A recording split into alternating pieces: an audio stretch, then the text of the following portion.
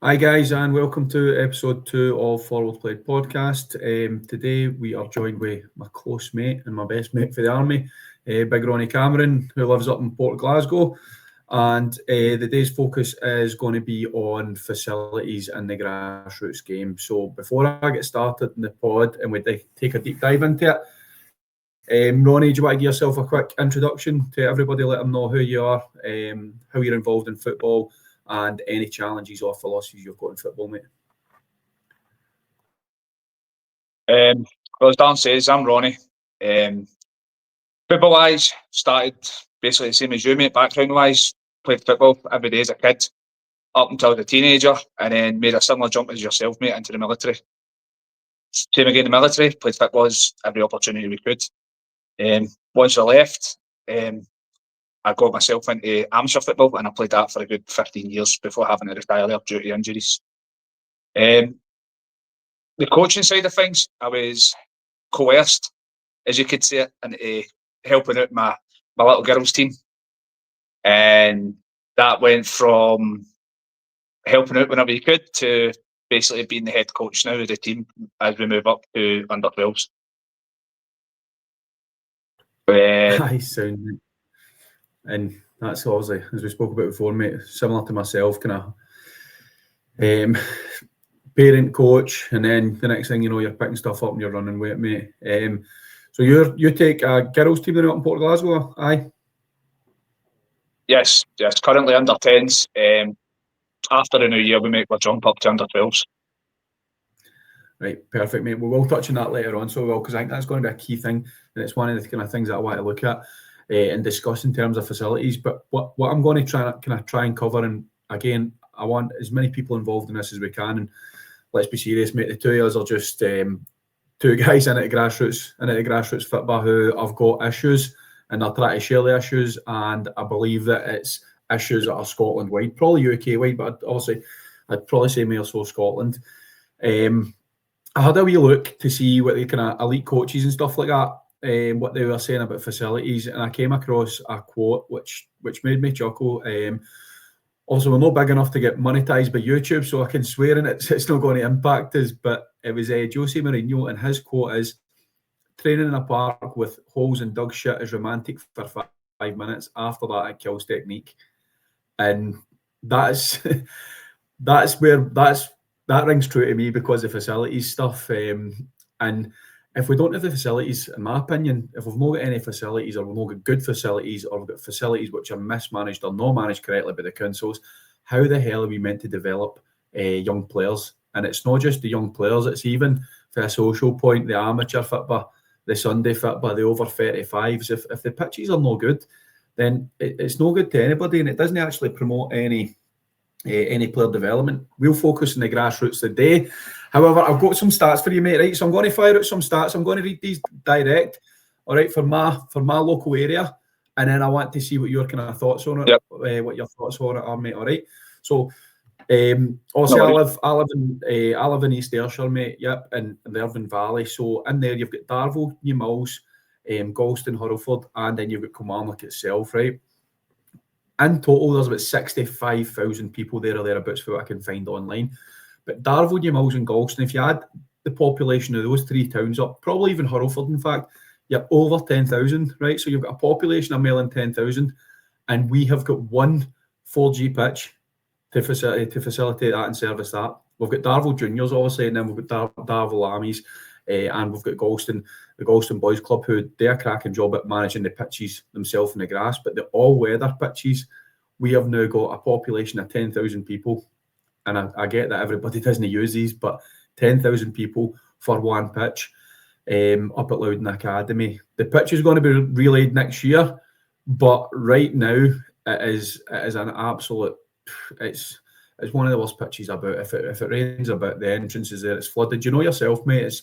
You've played on it yourself. There's a big 20-metre square area in the middle of the pitch which has been relayed because somebody miraculously managed to get a car onto the pitch, bumped the car out and bumped the pitch.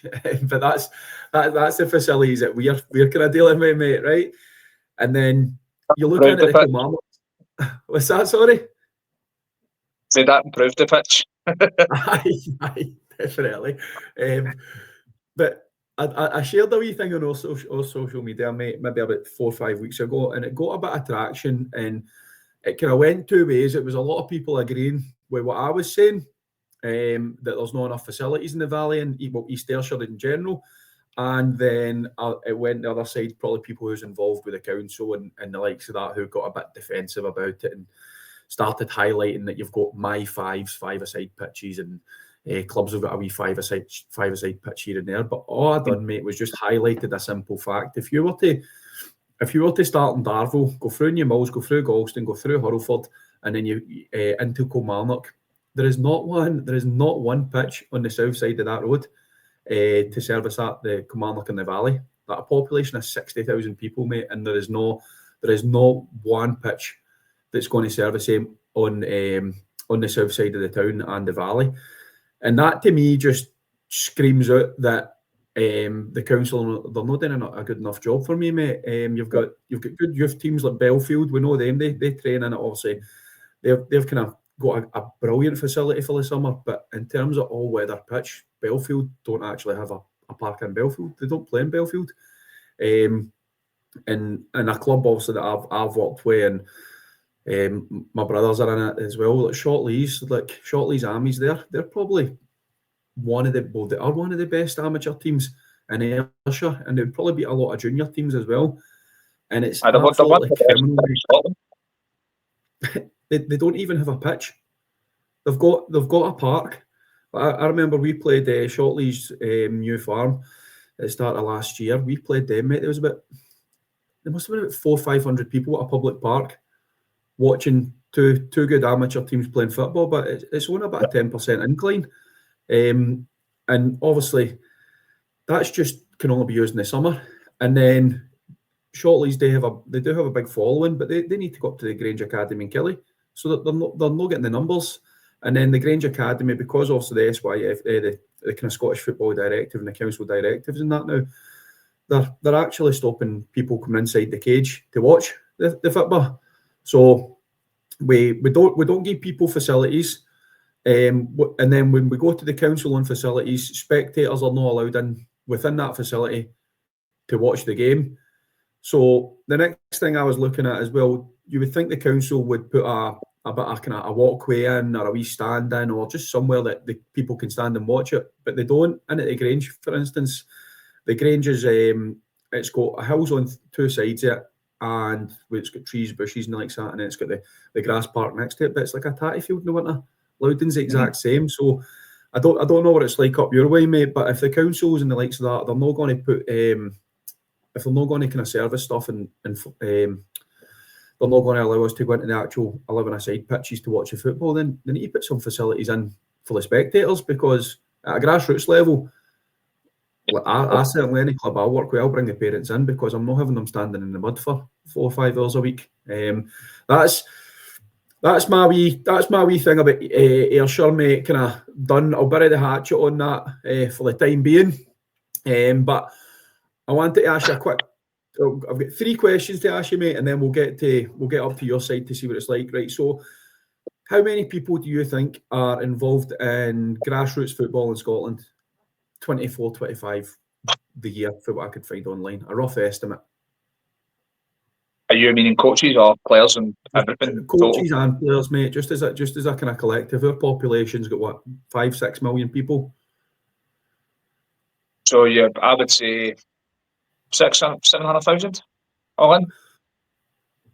So at the grassroots levels, mate, it's not as high as that at the grassroots level in terms of registered participants. It would probably be, if you're in terms of if you're adding parents and stuff like that, I think it'd be closer to 1 million. But see, actual registered participants. So, like me and you as coaches, players, maybe, I was about to say between 100 and 200 then. It's 160,000 people, right? So 160,000 people, about over 60% of that are kids, right? So you're talking 80, 90,000 kids involved in Scottish football every single year, mate. And if my maths is correct, mate, right, there's approximately 400 to 500 all-weather pitches in Scotland. Yep. And out of that, mate, that works out for one pitch in Scotland needs to service 320 players or participants.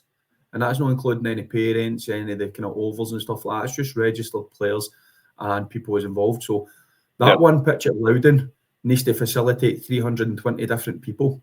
So it does. And that to me, mate, you're talking what, 12, 11 aside teams, full teams, 25 man squad. I just... But that's something to use it. Sorry. Like, see for Loudon, like, when the amateur teams are trying to book, like, how many amateur teams in that area is trying to book that one park at the one time for the weekend, for a Saturday morning, say? Well, you've got Newmilns, Galston and Darvel have all got an amateur team. And every one of them, they get... The way it kind of works down here is you'll get a booking slot. I think it opens at like 7 in the morning to 9. And if you don't book your pitch then, you can't rebook the pitch to 5 o'clock at night. But if you don't have it booked, one of the teams for Kilmarnock will have it booked by 9 o'clock. But everybody's doing the same stuff every week, mate. They're fighting for the pitches every single week. So they are. We've had a couple of kids' games kind of cancelled and rescheduled because obviously we only need the kind of half a pitch. It's not as bad. But certainly in the amateur game, mate, I don't know how many. There must be about 10 teams in Kilmarnock, 10 amateur teams. Must be. Well, look at education, mate. See, obviously, when I was helping your team out, was it 3 weeks or 2 weeks, we couldn't get Loudon for a home Scottish Cup game. And there was no other park available. And we've ended up having to reverse the fixture and doing it away, and we ended up in Borryglen. Aye, mate, I know it's rife, and also this is just the challenges we've got done. I don't know if other regions have got better facilities than what we have got, but for me, mate, that was the kind of biggest thing that I found was a bit of a gripe for me, mate, is just that how blasé councils are in saying, well, you've got one 4G pitch, that's more than enough for everybody, and it's clearly no, because we're fighting tooth and nail. And when it comes to the kind of the youth football, which obviously both of us are passionate about the youth football, mate. How do you develop players, and like how do you overcome these challenges of not having enough space? And you can do a drill, you can do a game related practice, you can do a conditioned game, you can do all your small sided games, right? They're all brilliant, and they're brilliant. And you know how I'm as a coach, mate. I love small sided games. I'll die on the hill that small sided games are one of the kind of core things that we should be doing, mate. But there does come a time when you need to move into a kind of maybe a 7v7 or a kind of, if you're transitioning into 9, people need to get used to the size of the pitches somehow. And again, we've not even touched on what it's like up your way, but I think it will be a bit of a struggle for us if we're getting if we're getting a third day of pitch or a half a pitch and you're trying to transition into 7s, into 9s, into 11s. It's how do you do that transition when you can't do any training? Are you just going to have to learn as you go and say right after the first 10 games don't matter, just get used to the pitch sizes because we only train on a third of what we're going to be playing on? Well, that's basically the situation I'm in at the moment. As it stands with under 10s, obviously, as you'll know, we have had to take on 2 teams instead of just the one, just due to the numbers that we had.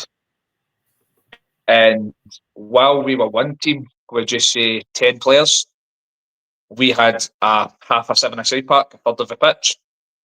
And we then had an influx of girls just before the summertime. That's when we decided to split it into 2 teams. But we still had the same pitch to train on. So we now are having 19 girls to train on a half a 7-a-side park. And as you say, trying to do small-sided games, trying to do proper drills, even trying to separate, because we split it into an advanced team and a development team just because of the different levels that some of the girls were at. And it's just hard to get any type of training going properly because the girls are all at different levels. So when you try to do a drill, you need to do another drill because some of these girls that are coming in are just learning football, whereas some of the girls from the original team have been together for 3 or 4 years, so they've learnt the basics. They're now starting try and take it a step further and stuff. So again, as you says, the pitches, the booking, that's when that sort of thing becomes a problem. Well, see, just touching on what you're saying there, mate. See, for me, again, I've not been up, mate, and I will get up to kind of see one of your sessions, or we can jump onto the futsal stuff, mate. But certainly a challenge I've got, and I don't know if it's something you face yourself, mate. But I've got half an 11-a-side pitch, right, with the club I'm in at the grassroots of the youth. So I don't really have that issue, and we've managed to secure our bookings. So we're actually quite fortunate. But if I had 20 kids on a half a 7-a-side pitch, and their mixed ability, how can you, like, what other drills can you do that are going to actually improve, like, the kids kind of technically? Because I'm at the stage, obviously, you know me as a coach, mate. I'll die on the hill that technical ability up until they're 12, 13 is the most important thing, mate, right? And small-sided games, technical touches, even simple things like your keepy-ups and that. But there does come a time when you might want to do a wee bit of a game-related practice, or you want to do a drill, or a wee bit of a session where you've maybe got eight different people doing different things, and then are an attack versus defence. But how do you manage that with 19, 20 people all running about in a tight area? And their kids, especially if they're just getting into football, you could probably get away with it if you've got advanced kids, or they're looking to go into the kind of pro youth academies and the likes of that. But how do you manage putting up a session plan to cater for somebody who's never kicked a ball in their life to somebody who's shown like a good kind of grasp in the game, and they might have an opportunity to kind of actually have a wee career in football? It just seems like I saw you're trying to kind of, as I said before, mate, juggling jelly at times. Like, how do you actually overcome that as a coach and stuff? Because that blows my mind what you're trying to achieve up there. It's it might be harsh to say, but it's like unorganised chaos. Like, it's organised, but when your session starts, as you know yourself, it kind of sometimes breaks down. It doesn't turn into what you planned. Because dealing with like 19 kids as well, obviously there's four. We've got 4 coaches, which I'm quite thankful for. And obviously, you can't be on top of 19 girls, even 19 kids in general, because you might be looking at one thing, you turn around and other people are carrying on and all that. So you might have to change your plan as you go throughout the training. And you know yourself, at the end of training as well, what do the kids want to do? They want to go into a game. Mm-hmm. Get 19 girls in that small part of training. The only thing you can really do is a bit of shooting at the end, just to try and keep them happy, because obviously the biggest part of training, obviously a lot of the kids don't enjoy it as much because they just want to come up, play football. They don't want to do the hard work that they need to learn to get better at the game. They don't want to do the small stuff. They just want to turn up, have fun, play football. But we're trying to get them better, trying to get them to understand. So when it comes to that part, and you're trying to get, are you going to play a game? You're going, well, can I? We've not got the space. Mm-hmm. Because that's, again, mate, that's the thing for me. It's your games. Like, sometimes what I'll do, mate. So see, like my arrival activity will be a game, mate, or if I've been late for work or something like that, you've always got a couple of wee tricks up your sleeve, and you can just pull it a set of 2 set of 5-a-side goals, and create 2 5-a-side pitches, and that's my arrival activity. Right, get the boys in, quick 20 minutes on that, set some conditions for them. But that's because we've got half an 11-a-side pitch. We've got the luxury to do that. And the tighter areas, we do, again, what we do in the Friday night with the futsal, the Lightning League, it's 3v3. And it's something I took for one of the coaches when I was doing whatever course it was, and it was just tick, tick, boom, first to 3 goals, and all the pitches stop, the winners move up, losers move down. That's a brilliant game for developing against, like, kind of technically, tactically, 1v1s, 2v2s, 3v3s, plenty of shooting, plenty of goals. But you need a wee bit of space to put in 3 pitches or 4 pitches. So it just seems like up there, mate, that you are kind of getting hamstrung with everything you're trying to do.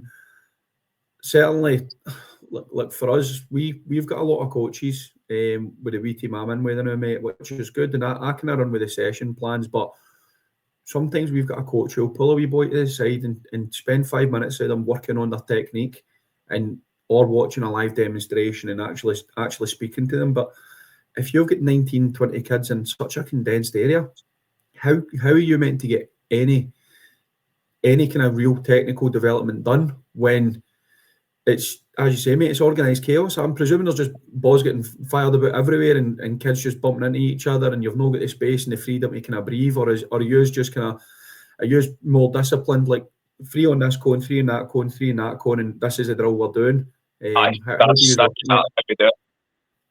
Mm-hmm. Just to control it, just so you've got that level of control, because you don't have the pitch space. If you try and give them the freedom of doing other things, it breaks down. And then, because again there's so many kids, a lot of them just end up carrying on in that. So you've kind of got to have it structured. You've got to kind of, as we would call it, regimental. You've got to have it in such a way that's organised. You know what's happening, and it's a lot of the drills is right. Use all behind this cone, use behind that cone, and you'll go one at a time, and you just kind of filter through. But it's mentally saying, mate, it's a massive problem we've got this year, but it's a good thing because it's all girls teams. See up at the school when we do it, when the next we train, it's all girls teams. So you can see that how interested girls are now. See, we've taken on football, because as we growing up, as you know, it wasn't a big thing. But even the league we play in, we'll probably get done to that as something else. But the wee league setup that we play in, it's massive. The amount of girls teams that are there and the amount of girls that are down there on a Sunday morning is unbelievable. So see if you're taking something which is a massive positive, right? A massive positive where you've now got like obviously a lot of girls in it. Also, I know your daughter transitioned for a goalkeeper now. She's probably sitting top goal scorer. So like, there's definitely progression there. But here comes the kind of the other side of it is with the popularity of football now, boys and girls.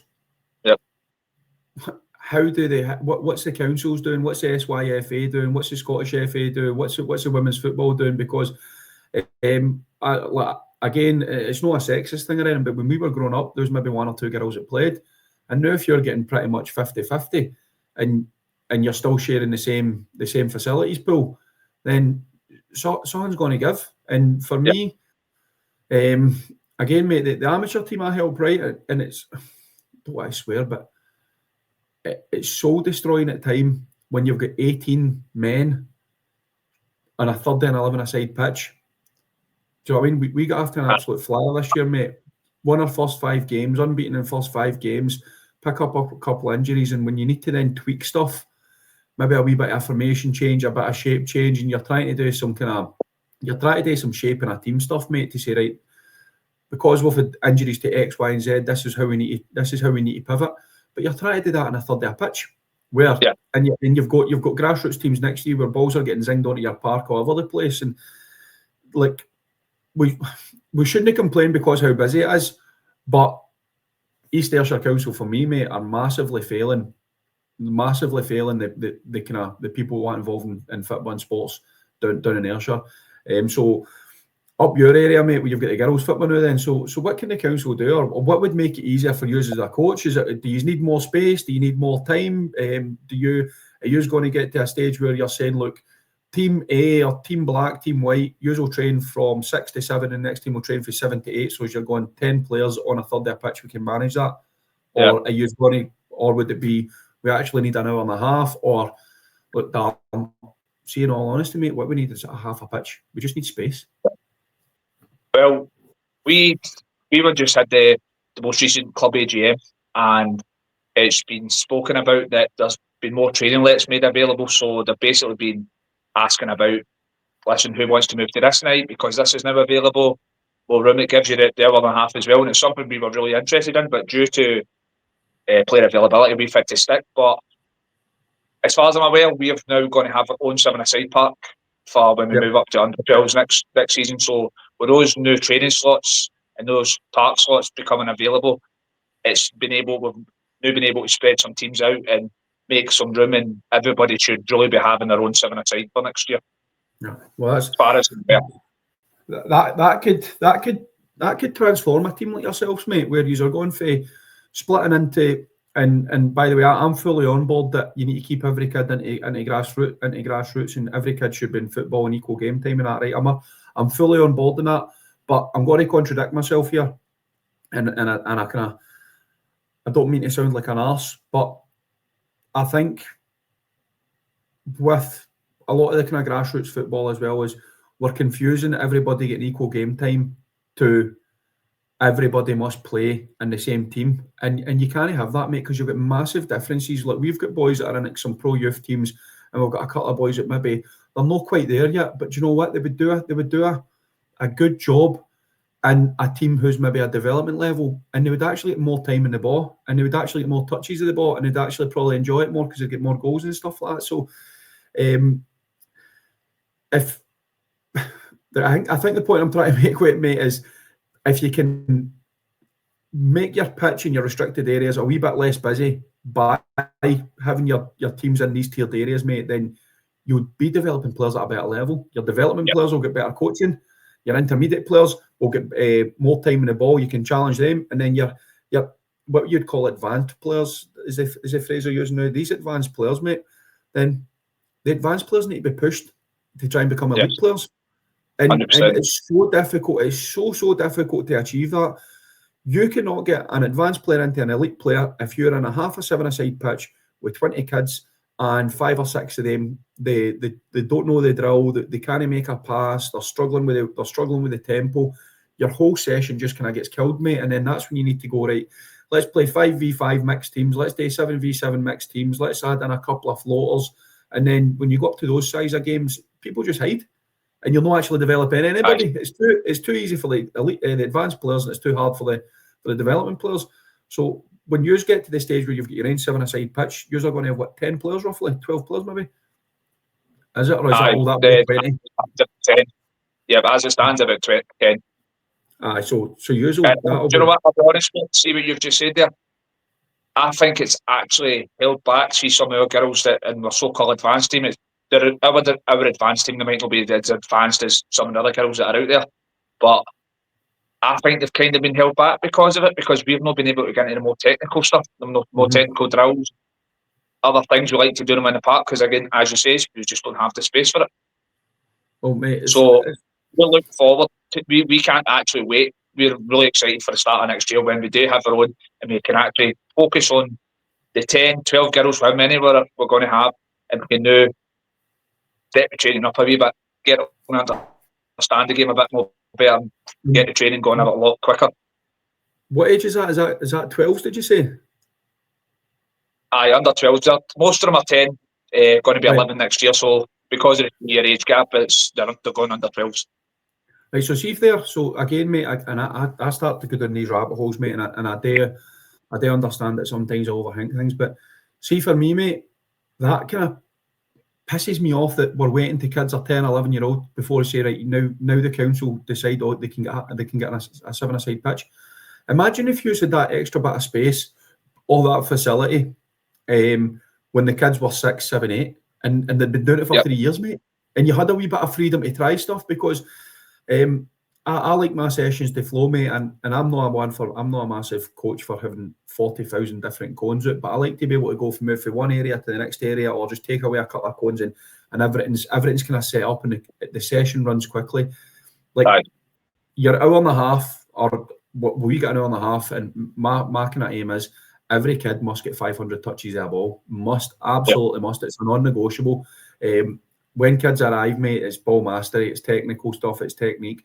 But we can do that in one area, and then tell them to go and get a drink and jump into the next area, and you'll know how to say to the kids, right, move these cones, move that, and they start zinging balls about. So I know, like, obviously the wee team that I help with, mate, we've got some cracking wee players.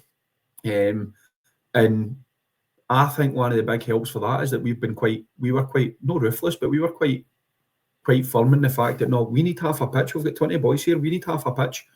Like, if it costs us more money, we'll do it. But that's quite frustrating for me to hear from another coach that you've had to wait till girls are kind of 10, 11, mate, and you're saying you're trying to develop them technically, like get them technically brilliant before they're 12. You're playing catch up for the get go. You know what I mean? And definitely. I'll be honest, mate. With the challenges that our team have had, our so-called advanced team have actually been really, really strong this year. And for me to sit here and say that I'm actually think they've been actually held back a small bit, see, well, obviously with the restrictions at training, they've done really well. They've been one of the stronger teams where we play. And that's good, mate. That's good. I talk to you I talk to you pretty much every day about it anyway, mate. And I know how well you are doing as a wee team, mate. And I think that's more a kind of celebration as you as coaches, mate, as opposed to what the council's giving you in facilities. I think there are so many coaches at grassroots level in Scotland that are way outperforming other coaches who might be in with your kind of your Cat 1, Cat 2 type teams, mate, based on the actual facilities you've got, mate. And it's so bloody frustrating for me to kind of hear that stuff, when I always think what you have done with one arm tied behind your back. Imagine what you could achieve if you had brilliant facility. I'm not talking about superb facilities. I'm just talking about a half a pitch. It's 2025 coming into 2026. Do you know what I mean? That's what I was getting at. I mean, like, with the restrictions, the thing with it's like, that's what I was getting at, with the feelings after holding back. If we had that full part for the full year, these girls could be so much further along. Aye, and for anybody that's listening to this, I'd like to kind of get your feedback on it. How do you find it at your grassroots club? Whether it's amateur football, if it's over 35s, is it girls football, or is it kind of youth football? How do you find it? Because some of the facilities are there, but some of the facilities are really poorly maintained, and I mean chronically poorly maintained. And then Scottish football kind of looks and goes, well, why are we not creating these players? Mate, I've seen it. I've seen it.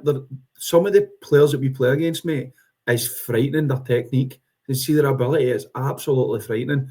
And then you wonder, like, well, what's went wrong? Where does the talent tap get turned off? Is it when you go into your pro youth setup and you kind of get lost in a pool, or do people just get scunnered with turning up and it's fucking 2 degrees and it's raining and the wind's coming in sideways, or it's hailstones, or it's snowing? The kids just get scunnered by 3 months of the year where they're doing that. Obviously, that's how I see it now, mate. I just think that for the passion levels in Scotland, like, I don't know one family who's not got an interest in football. I don't know one family. There's somebody in that family who has got, every single person I know has got an interest in football. Every single person. I'm an Ayrshire boy, mate, and junior football's massive. You know what I mean? It might not seem a lot, mate, but you're getting between 400 people and 1,000 people at most junior games a week, and then you've got all your amateur teams and you've got all your grassroots teams. I mean, you've had this discussion regarding that. I think the way football is done in Ayrshire, I think it's brilliant. Like, growing up in a scheme in Glasgow was completely different. Like, you had so many teams in one area. I don't know if it was like being ignorant growing up, but the junior football, I didn't really even pay attention to it at all. But doing where you're from, I've been doing with you, watched a couple of games, and I love it. I think it's a brilliant day, mate. It's a brilliant day. It's cheap. You get a couple of beers, you watch half decent football, and you get a good day with it. But again, this is the level of football that's getting played it's no because of the SFA, it's because of the coaches. So it is. It's just spiking the SFA. I've got a thing here, right, mate. Right, so this is what the SFA done, right, and I don't know if you ever heard it. It's called Getting It Right for Every Child in Scottish Football. The young players have their say, right. 1,000. They interviewed 1,000 to 1,500 kids. 94% said they want to have fun when they play football. 96% say they felt safe playing football. 90% believe it makes them better. It improves their overall health and builds friendships. 94% feel that they look after their club and their training. 94% feel looked after by their club when they're training or playing football, and 80% basically said that they trust their coaches, and they're kind of happy to share their problems, right? But that's just the key stats. See, when you do a wee bit of digging, it then goes into it, mate. Where is it? Just to have we'll look at it. sorry, mate, this is professional as always. There was a section there, mate, where they were basically saying that there it's there, mate, that one of their biggest concerns is lack of facilities. And that's kids. I mean, That's that's no That's that's no me. That's no me being an arse. That's kids saying like, oh, one of the biggest issues is lack of facilities. Again, mate, down in Ayrshire, the council do these things. They put these horrible, it looks like a basketball / multi-purpose court, concrete, but 4 or 5 lights around it, and then say there's your all weather but you can play. See in Galston, it's next to an old running track. Yep, which you go, perfect, good location. It was a good location 20 years ago, mate. See now it's a dog walkers track that's no maintained, and then they stick it in the corner next to our factory, and then behind it's a river. So see if you score a goal and it gets in between the gap of the goals and the wee post at the back, it's going in the river and you've lost your ball. And then you've done, or if one of the kids kicks the ball and it goes over the cage, it's in the river, and they go, there's nobody playing on it. Mate, you put it next to a river, and it's not a running track. Somebody's doing the ball with a river with a load of balls. And it's just going like, who thinks of these things? Do you know what I mean? Whereas up at like Galston Primary, you've got an actual 11-a-side pitch next to the school, which isn't used. You could put it in there. Just put it there because then the school can use it as well. And it's just these wee things that annoy me, mate. And also, mate, I was back up the homeland today in Drumchattle, and I was actually going past the park, and it's an old grass park.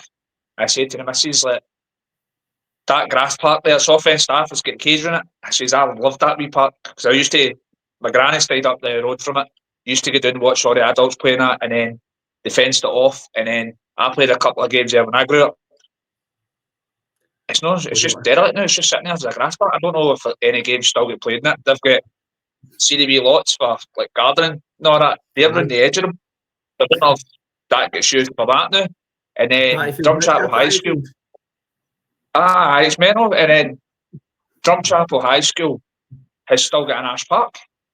But it was one of the newer, see when they upgraded the high schools back in the early 2000s. Drumchapel High School was one of the first ones that got it done. I was at the school at the time. It's an Ash Park, and it's still an Ash Park to this day. I drove past it earlier. You're going, why not turn that into a 4G park? Because Drumchapel has only got one 4G park, and that's at the Donald Joe Centre. That's it. Well, here you go, mate. Right, I wasn't going to go in and be an arse, right? But now that you're mentioning it, mate, right? Let's cover it, mate. And I'm going to end up with East Ayrshire councillors at my door putting my windies in, right? But you're right, mate. You're completely right. I had a wee bit of a ding dong with the council. Don't get me wrong. I made an arse of myself in the end up because I got a wee bit of wrong information. But the long and short of it was there's a clubhouse in Galston which is due for demolition. And what I was trying to say to the council is it's next to an 11-a-side pitch. It's going to cost 25, 30, 40, 50 grand to demolish this, right? And what I said to the council is, why can you not just gift it to the club? And then off the back of that, give us a £5,000 grant to rewire it and get a new boiler or a £10,000 grant. You'll save money. And they wanted a feasibility study, an ecology study, some sort of financial study about your clubs you're involved with to see if they can financially maintain it. And I'm like, financially maintain that building that sat empty for 8 years with metal shutters on it? Like, we're only putting gas and electricity. It's a changing room and a storage area for goals. So that was round one. And it turns out I got a wee bit of wrong information. So I had taken a withdrawal for that. And long story short, that's the clubhouse that I was at when I was a wee boy, and it's now getting demolished, right? So that's just going to be a type 1, right? So I started going down the rabbit hole of, well, what else is East Ayrshire Council doing? And I came across this thing called We Make Kilmarnock. And actually, I tried to get some funding for them when I was in helping Short Lees, right? And I would urge anybody who is involved with football, lives in a town, there's government funding for the UK government, £20 million, and it's a £2 million spend per year over a 10-year period, right? So I don't know what it's called. It's like long-term investment or town investment fund or whatever, right? But it's no coming out of budgets. It's a £20 million basically grant for the government, the UK government. So like it's not up to the SNP, Labour, whoever it is. It's down to regional towns. We have then come up with this thing. Well, no, they've come up with this thing called We Make Kilmarnock, right? £20 million again. I keep saying it. £20 million over 10 years. 15% of that is to go to infrastructure and making sure the right investment goes. And I'm going 15%. I'm no good at maths, but that's about £2.5 million, £3 million. Yep. So it's £3 million of this £20 million just going to go to fucking, excuse me for swearing, but councillors and board members and trustees sitting in their arse. £3 million in Kelly could get us 5 pitches. £3 million in Kelly could get us one of those indoor pitches, mate, that can be played all year round. And then see when you start going, you're taking £3 million out of this grant and servicing what? Like, what are you actually servicing? The other £17 million, guess how much of the money that's going to be invested? Guess how much of the money that's invested is going to be allocated to sports and funding so far? I don't even want to guess, mate, because I know it's going to be low. Well, it might not be as low as you think, mate, or it might be. It's up to yourself how you see things. Guess how much? Go for it. Couldn't even be, I guess. Not 1 penny, mate. Not 1 penny. So it is. And you're going £20 million, £20 million, and you're going to take £3 million of that for bullshit bureaucracy, and we're not going to get a penny. And they've split Kilmarnock into 6 wards. And what I tried to say to them when I was in helping Shortleys is, you've got the school at Shortleys, which has got the changing rooms and the likes of it. It's got the big grass area down the bottom, so you've got 90% of the infrastructure there. You just need to lay the pitch. And they couldn't lay the pitch there because they've got, again, one of these stupid government contracts signed in with a maintenance company to manage the grass park. Guy runs over it with a lawnmower, man. You've got £20 million, pay them £100,000 and cancel the thing. Fucking get a grass pitch, get an all-weather pitch down. Do you want to go to that, man? Do you know what I mean? And it's so frustrating, mate, because like everybody wants to play football, and you'll get £20 million, mate. Since I know I'm rabbiting on right here, but £20 million. If you took £5 million of that and put it into Scott Ellis and Kilmarnock, there's about 6 or 7 pitches down there. You could have your grass pitches maintained, you could have your all-weather pitch, and you could have an indoor pitch. And there's a bridge which goes across to the kind of Olympic, see the Olympic arena? Oh, sorry, the Commonwealth Game arena. That would be a sports hub. That'd be one of the best sports hubs in the west of Scotland, mate. And it's not too far away from Kilmarnock's new kind of training ground. So it would be like, you would have brilliant facilities on your doorstep, but not, the money's been earmarked for quick wins, culture and arts. In your honest opinion, mate, right? We know the councils and the government, they all come out and they all say these nice wee words about getting the kids fit and improving things. With your personal experience, with you actually dealing with them, talking to them, do you feel they're making it more a challenge for you to get things improved? Or do you think they're trying to help you? What do you honestly feel? Mate, honestly, I'll probably get a site shut. Episode 2 and I'll shut down. But see the councils and government organisations, I said it in the first episode, there's no the political will. It's people, because they don't generate the money, they spend the money how they see fit. They don't realise that dafties like us are getting up at 5 in the morning and going out to our work to get our taxis paid so that they can squander it. Like, it's embarrassing, mate. Don't get me wrong, you have got a couple of councillors, mate, especially in the Kilmarnock area, you've got a couple of councillors, the independent ones who are all for it, but they're just a couple of councillors, mate. They can't do it. You need the political will. Like, with all the...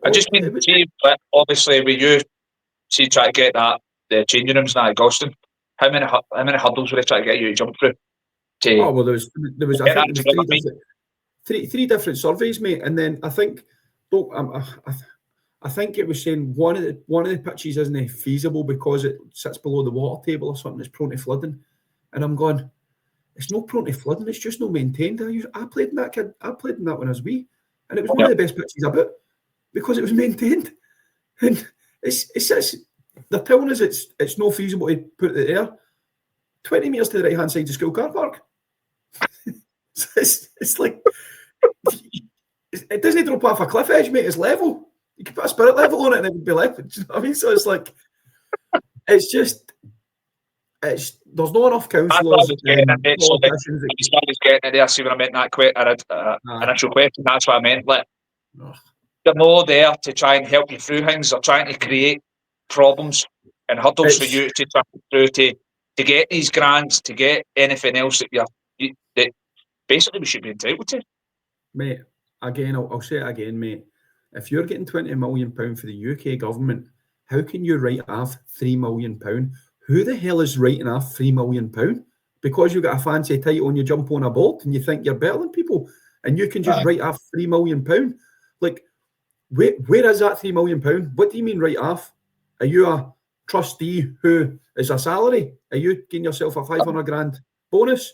Or is that gone into another charity who you're maybe tied into? It's just ridiculous, mate. See if they went £20 million, £5 million go to the Scottish Government, and then we're going to put Ayrshire amateurs, for instance, you can run with it. You can run with it. You know what I mean? But listen, mate, last thing I want to cover, right, because I'll just go down this rabbit hole, and as I say, mate, I'll get shut down before it, and I'm famous for not getting on good with committees because I don't like stuff happening slow. Don't tell me what I can do. Tell me what I need to do and I'll do it. But that's just the way I'm wired, mate.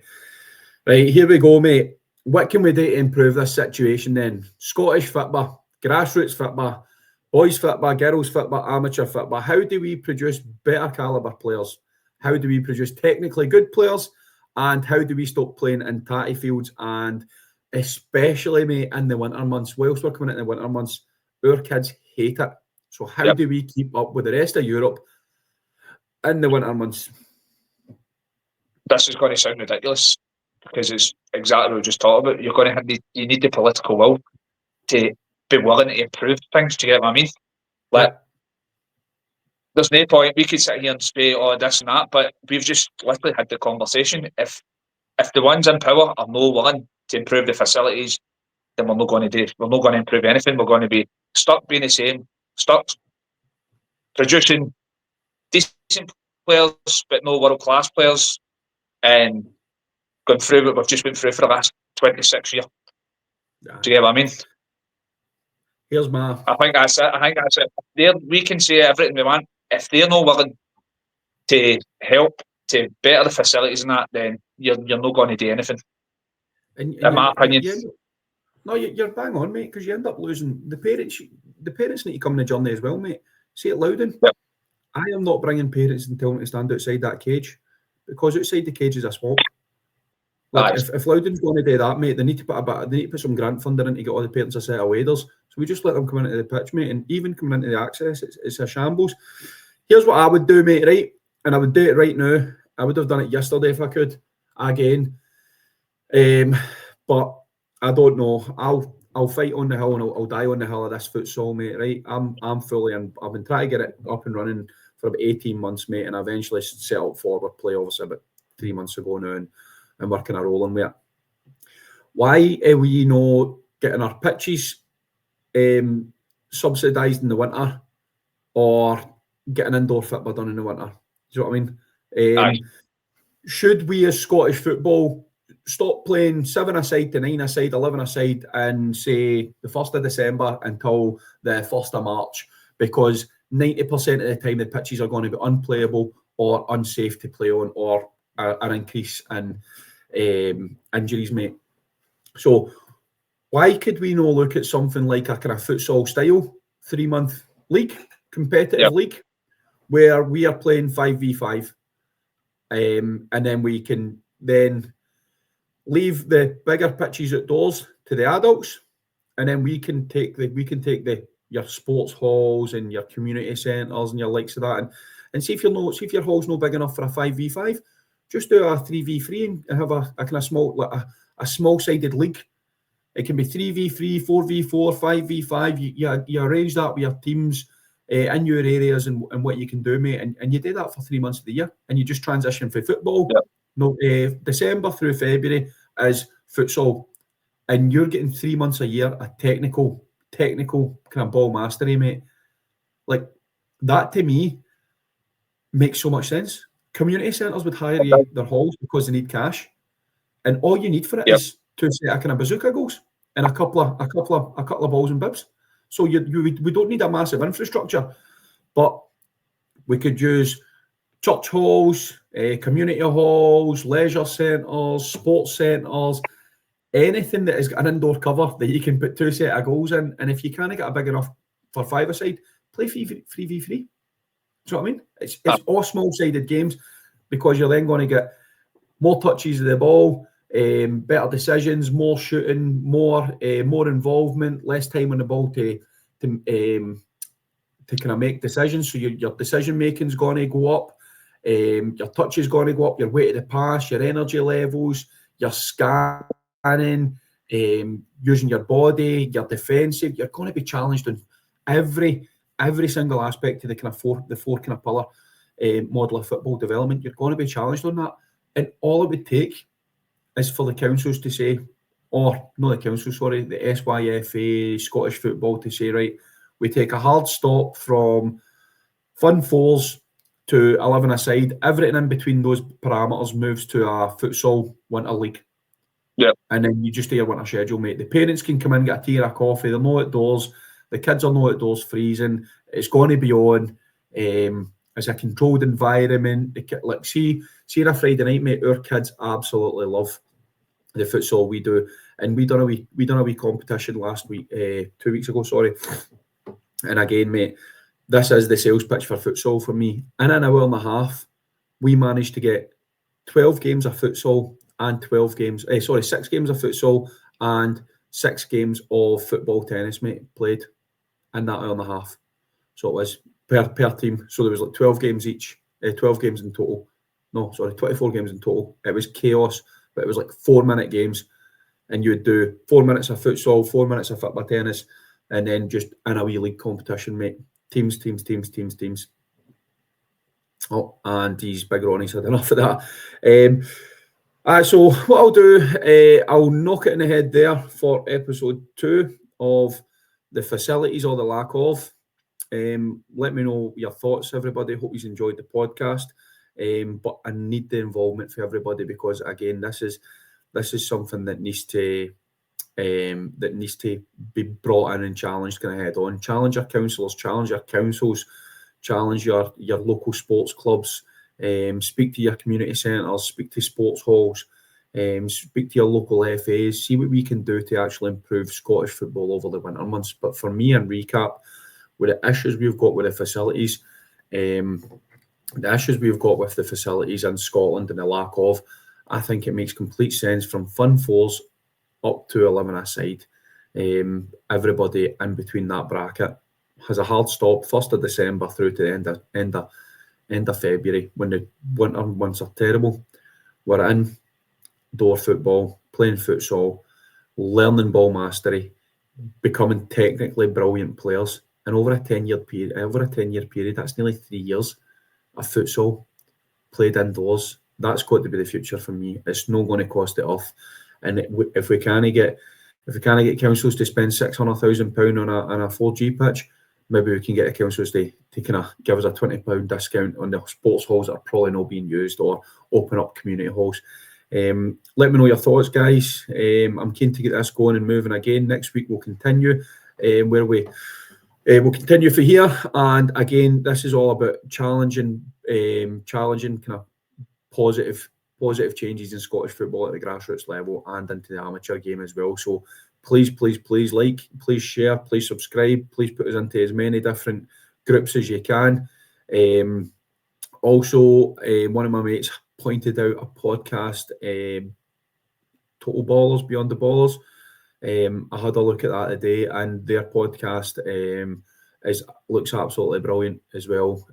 So give those guys a follow. They look as if they're challenging the other side into the elite game. So definitely give them a like, give them a share, and give them a follow. So I listened to one of their podcasts driving up to work today, and they were really, really good. So that's it for myself. I'll thanks Ronnie for coming on. Ronnie will probably make a couple of appearances over the piece. and I wish you all a good night. So thank you.